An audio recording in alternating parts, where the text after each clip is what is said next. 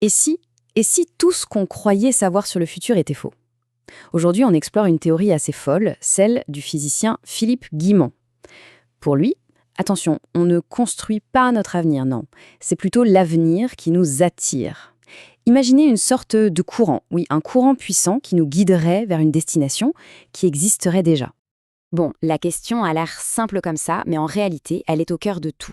Le temps, est-ce que ça existe vraiment? On vit chaque seconde comme si c'était une évidence, comme si une horloge universelle tournait pour tout le monde de la même façon. Mais, qu'en dit la physique? Accrochez-vous bien parce que la réponse risque de secouer pas mal de certitudes. Alors voilà, intuitivement, on imagine le temps comme ça, comme un grand fleuve tranquille qui coule gentiment du passé vers le futur. C'est simple, c'est logique, sauf que, pour la physique moderne, la réalité c'est plutôt ça. Un bazar d'horloges cassées. Une réalité où l'idée même d'un maintenant, qui serait le même pour tout le monde, eh bien, ça n'a tout simplement aucun sens. C'est assez dingue à imaginer, mais c'est comme si la physique était incapable de trouver l'aiguille du présent sur l'horloge de l'univers. Elle n'existe pas, on ne la trouve nulle part dans les équations. La seule, unique chose que les physiciens peuvent mesurer de façon objective, c'est la durée, l'intervalle entre deux moments. C'est tout. Le maintenant d'une personne n'est pas le même que celui d'une autre. Et ça, c'est une des conséquences les plus folles de la relativité d'Einstein. Pour faire simple, si une personne est dans une fusée qui va super vite, son maintenant et le maintenant de quelqu'un resté sur Terre ne sont plus les mêmes. Ils sont désynchroniés. Il n'y a pas de gong universel qui sonne le présent pour tout le monde en même temps. Et c'est là que ça donne le vertige. Si le présent n'est pas une réalité physique, d'où vient cette sensation si forte qu'on a de vivre maintenant? Eh bien, de plus en plus de physiciens pensent que la réponse se trouve en nous, dans notre conscience. Ce serait notre esprit qui fabriquerait en quelque sorte cette illusion du maintenant. Ok, donc si le temps ne s'écoule pas comme un fleuve, alors c'est quoi? Pour commencer à y voir plus clair, il faut aller voir du côté d'Einstein et de sa vision de l'univers bloc. Une idée radicale où le futur n'est pas quelque chose à construire, parce qu'en fait, il existe déjà. L'analogie parfaite, c'est celle d'un film. Pour nous, qui vivons le film image par image, il y a un passé, un présent, un futur. Mais imaginez que vous teniez la pellicule du film entre vos mains. D'un coup, vous voyez toutes les scènes en même temps. Le début, le milieu, la fin, tout coexiste. Eh bien, l'univers bloc, c'est ça. Le passé, le présent et le futur existent tous simultanément. Le futur est déjà en quelque sorte imprimé sur la pellicule de l'univers. Et ça illustre parfaitement notre condition. Dans l'espace, on est libre. On peut aller à gauche, à droite, en haut, en bas. Mais avec le temps, c'est une autre histoire. On est comme sur des rails, bloqués sur une voie unique, forcés d'avancer seconde après seconde. Impossible de faire marche arrière ou de sauter des étapes. On est des explorateurs de l'espace, mais de véritables prisonniers du temps. Bon, si l'idée d'un futur qui existe déjà vous paraît bizarre, attendez un peu. Parce que maintenant, on plonge dans le monde quantique. Et là, ça devient encore plus étrange. À l'échelle microscopique, la réalité solide qu'on connaît se dissout dans un océan de possibilités. La frontière entre ce qui est et ce qui pourrait être devient complètement floue. Et c'est là que Guimand fait une distinction super importante. D'un côté, il y a le réel, avec un grand R. C'est le monde quantique, une sorte de soupe de toutes les possibilités, un chaos d'informations où tout existe en même temps. Et de l'autre, il y a notre réalité, celle qu'on perçoit. C'est une version simplifiée, une interface que notre cerveau construit pour qu'on puisse s'y retrouver. Pensez à un jeu vidéo, il y a le code source, des millions de lignes complexes, et puis il y a ce qu'on voit à l'écran. Notre réalité, c'est l'écran, c'est notre tableau de bord. Alors comment on passe de ce chaos à notre monde bien solide? C'est un processus de filtrage en 3 étapes.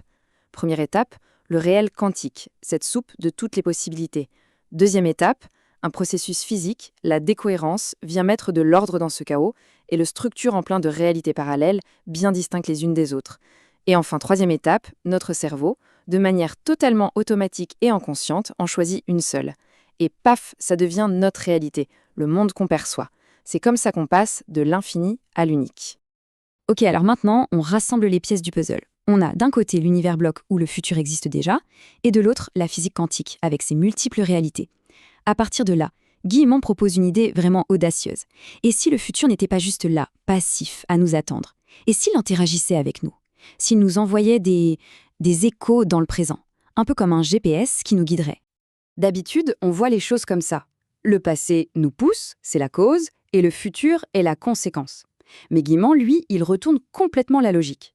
Il dit que l'information ne fait pas que venir du passé, elle ruisselle aussi du futur vers le présent. Le futur nous attire, comme un aimant.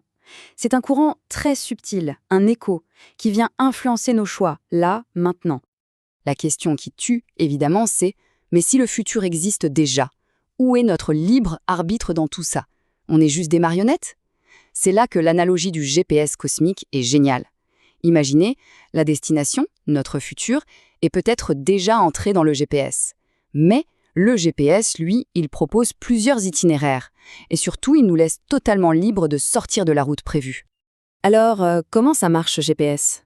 Il y a d'abord ce qu'on appelle les points de bifurcation.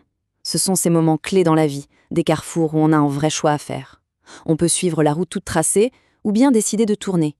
Et si on tourne, l'univers recalcule l'itinéraire et nous guide vers un autre futur possible.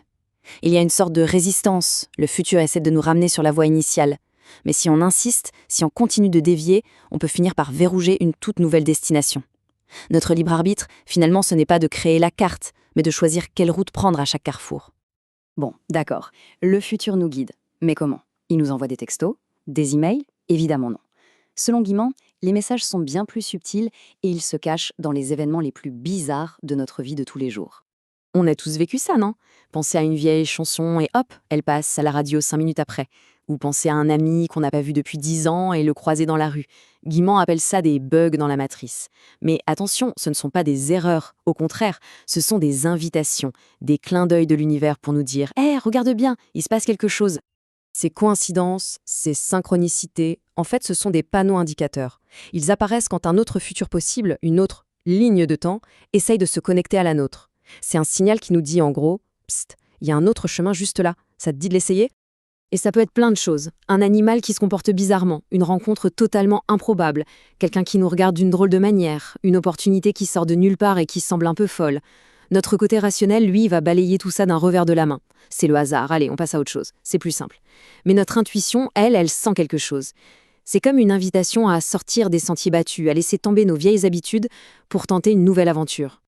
Voilà la citation de Guimand qui résume tout. Je préfère l'idée du courant inverse, l'idée que le futur vient vers nous, mais qu'il est issu de multiples sources. C'est un changement total de perspective. On n'est pas des bâtisseurs qui avancent dans le brouillard, on serait plutôt des navigateurs qui essaient d'ajuster leur voile pour capter les vents qui viennent du futur. Et cette idée finale, elle change tout. Et si notre plus grand pouvoir, ce n'était pas de créer le futur à partir d'une page blanche, mais de choisir le plus intelligemment possible parmi tous les futurs qui déjà nous appellent? Notre vie ne serait pas une feuille vide à remplir, mais une carte immense, avec une infinité de destinations possibles. La question n'est donc pas « que vais-je construire ?», mais « quelle destination vais-je choisir ?»